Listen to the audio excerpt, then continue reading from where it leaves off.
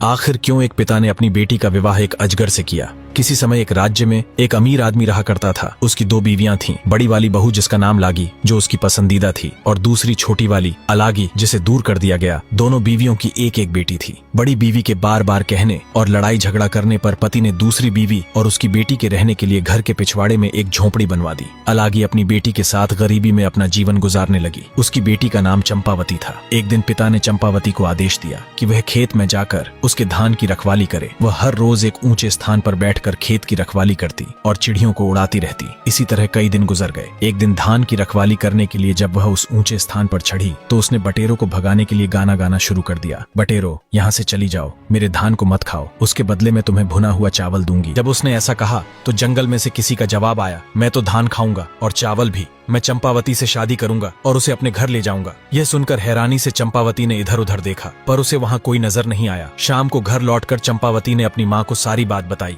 अगले दिन उसकी माँ भी उसके साथ खेतों पर गई कि क्या वास्तव में ऐसा हुआ था। उसकी माँ ने चंपावती को वही गाना गाने को कहा। जैसे ही उसने गाना गाया, जंगल से वही उत्तर आया। उसकी माँ को इतना आश्चर्य हुआ कि उसने चंपावती को फिर से गाना गाने को कहा और फिर वैसा ही जवाब उन्हें मिला। माँ और बेटी दोनों घर लौट आईं। अलागी ने इस बारे में अपने पति को बताया। तब अगले दिन वह, अलागी, चंपावती और कुछ पड़ोसियों के साथ खेत पर गया। जब चंपा से गाने को कहा गया तो उसने वैसा ही किया। फिर से वही जवाब आया। जवाब कौन दे रहा है, यह जानने के लिए वे सब जंगल में गए, पर वहां उन्हें कोई दिखाई नहीं दिया। उसके बाद चंपा के पिता ने जंगल की तरफ देखते हुए कहा, अगर तुम सच में चंपावती से शादी करना चाहते हो तो हमारे सामने आओ। मैं वादा करता हूँ कि उसके साथ तुम्हारी शादी कर दूंगा। यह सुनकर एक विशालकाय अजगर बाहर निकला। लोग उसे देख डर कर भागने लगे, पर चंपा के पिता ने उन्हें समझाया कि डरे नहीं, यहीं रुके रहें। तो वे सब वापस आ गए। उसने अजगर को अपने घर आने का निमंत्रण दिया। अलागी और उसकी बेटी दोनों जोर जोर से रोने लगी। अलागी ने अपने पति से विनती की कि वह चंपावती की शादी अजगर से न करे, पर लागी की सलाह पर उसने अजगर से चंपावती की शादी कर दी और अपनी पत्नी, बेटी और दामाद के रहने के लिए एक नए घर की व्यवस्था भी कर दी। लागी यह सोचकर बहुत खुश हुई कि अब रात को अजगर चंपावती को निगल लेगा। चंपावती ईश्वर से प्रार्थना करने लगी। अगली सुबह उसकी माँ घबराई हुई। जब चंपावती के कमरे में गई तो देखा कि उसकी बेटी तो सोने के आभूषणों से सजी हुई है, पर अजगर उसे कहीं दिखाई नहीं दिया। जब माँ ने बेटी को जगाया तो स्वयं को सोने के आभूषणों से सजी देख उसकी खुशी का ठिकाना न रहा। यह सोचकर कि अब तक तो अजगर चंपा को निगल गया होगा। जब पिता अपनी बड़ी पत्नी के साथ वहां आया तो उसे सोने के आभूषणों से चमचमाते देख हैरान रह गया। यह देखकर लालची लागी को बहुत ईर्ष्या हुई और उसने अपने पति से जिद की कि वह उसकी बेटी के लिए भी अजगर को लेकर आए। तब वह बहुत सारे आदमियों को लेकर घने जंगल में अजगर को ढूंढने निकल गया। उन्हें एक अजगर मिला तो वह उसे घर ले आया। लागी ने भी अपनी बेटी की शादी उससे कर दी। चंपावती की तरह उसकी बेटी को भी अजगर के साथ सोने के लिए भेज दिया गया। लागी पूरी रात यह सोचकर खुश होती रही कि अब उसकी बेटी भी सोने के आभूषणों से लद जाएगी। सोने के बजाय वह पूरी रात उनके कमरे के बाहर ही बैठी रही, लेकिन अजगर ने तो पैरों की तरफ से उसकी बेटी को निगलना शुरू कर दिया। बेटी ने कमरे के अंदर से अपनी माँ से कहा, माँ, मेरे पाँव में गुदगुदी हो रही है। माँ ने बाहर से जवाब दिया, मेरी बच्ची, मेरा दामाद तुम्हें पाजेबों से सजा रहा है। और धीरे धीरे अजगर उसकी कमर तक पहुँच गया। तब बेटी बोली, माँ, मेरी कमर में गुदगुदी हो रही है। माँ बोली, मेरी बच्ची, मेरा दामाद तुम्हें कमरबंद पहना रहा है। उसके बाद अजगर उसकी छाती तक पहुंच गया तो बेटी बोली, माँ, मेरी छाती में गुदगुदी हो रही है। माँ ने जवाब दिया, मेरी बच्ची, मेरा दामाद तुम्हें शॉल पहना रहा है। जब अजगर उसकी गर्दन तक पहुंचा तो वह बोली, माँ, मेरी गर्दन में गुदगुदी हो रही है। माँ बोली, मेरी बच्ची, मेरा दामाद तुम्हें मोतियों की लड़ियों से सजा रहा है। जब अजगर उसके सिर तक पहुंचा तो बेटी की आवाज आनी बंद हो गई।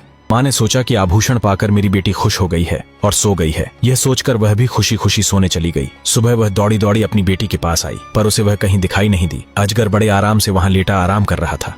अलगी की बेटी को निगलने के बाद उसका पेट फूला हुआ था।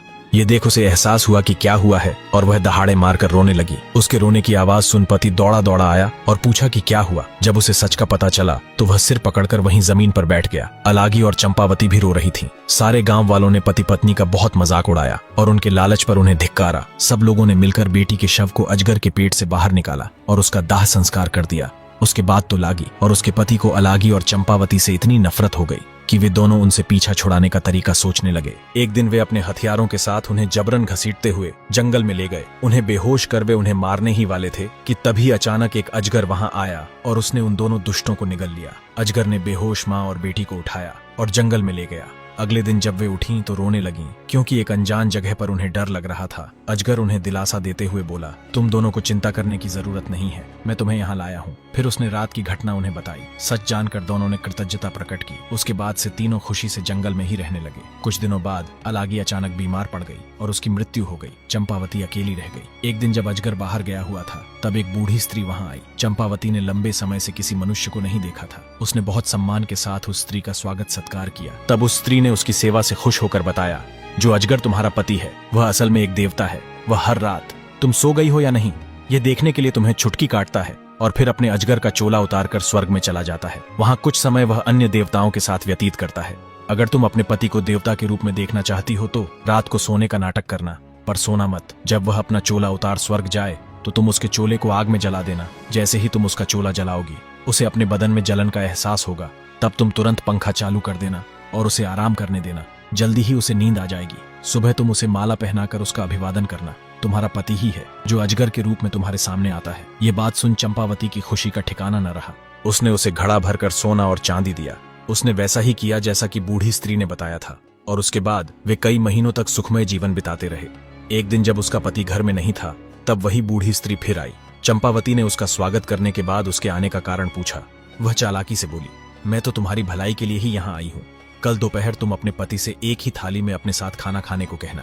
जब तुम दोनों एक साथ खाना खाओगे तो वह तुम्हारे आकर्षण में इतना बंध जाएगा कि फिर कभी एक भी पल के लिए तुमसे अलग नहीं होगा।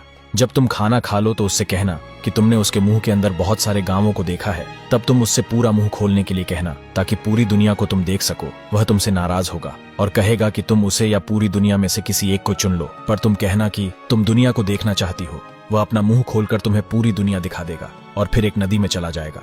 वह तुमसे कहेगा कि वह तुमसे अब 6 महीने बाद मिलेगा, पर उसकी बातों में मत आना। तुम नदी के तट पर बैठी रहना। कुछ क्षण बाद तुम उसे वापस आते देखोगी।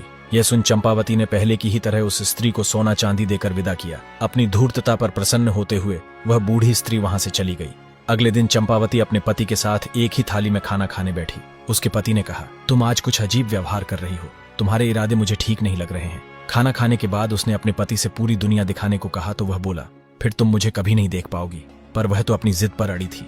तब हारकर पति नदी के पास गया और उससे पूछा, दुनिया देखने के लिए क्या तुम मुझे भी छोड़ने को तैयार हो? चंपावती बोली, मुझे दोनों चाहिए, दुनिया भी देखनी है और आप भी चाहिए। और उसी समय उसके पति ने अपना मुंह खोलकर उसे पूरी दुनिया दिखाई और चंपावती को सोने की अंगूठी देते हुए बोला, जिस बूढ़ी स्त्री के कहने पर तुम ये सब कर रही हो वह मेरी माँ की नौकरानी है। मेरी माँ एक नरभक्षी है। उसने मेरे लिए जिस लड़की को चुना था उससे शादी न कर, मैंने तुमसे की। वह तुम्हें मुझसे अलग करना चाहती है ताकि वह तुम्हें खा सके। अपने षड्यंत्र में कामयाब होने के लिए उस बूढ़ी स्त्री ने तुम्हें धोखा दिया है। उन्हें लगता कि अगर मेरी माँ तुम्हें खा जाएगी तो मैं उनकी चुनी हुई लड़की से विवाह कर लूंगा। इसलिए मैं तुम्हें यह सोने की अंगूठी दे रहा हूँ। इसे संभाल कर रखना। अगर ये तुम्हारे पास रहेगी तो कोई भी बुरी ताकत तुम्हें नुकसान नहीं पहुंचा सकेगी।